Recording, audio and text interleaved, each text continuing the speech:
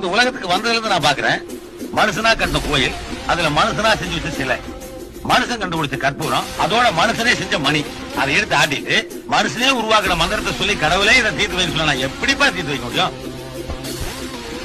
இந்த உலகத்துல நான் மனுஷனுக்கு என்னையா கொடுக்கல?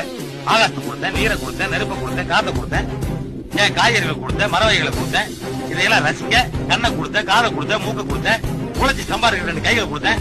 இதையெல்லாம் பயன்படுத்துறதுக்கும் இதனால ஏதாவது பிரச்சனை வந்தா தீர்க்கிறதுனா மூளையவே கொடுத்தேன். அந்த மூளையை உபயோகப்படுத்துறதே கிடையாது. கடவுளே என் பிரச்சனை தீர்த்து வைத்து நான் எப்படி தீர்க்க முடியும்? இப்போ 24 மணி நேரம் என்னையே நினைச்சிருக்க ஒரு பக்தன் நெல்லை கொண்டு போய் பாறையில் போட்டானா, அடடா இவன் நம்ம பக்தனாச்சே அப்படின்னு அந்த நெல்லை விளைவிக்கிறனா?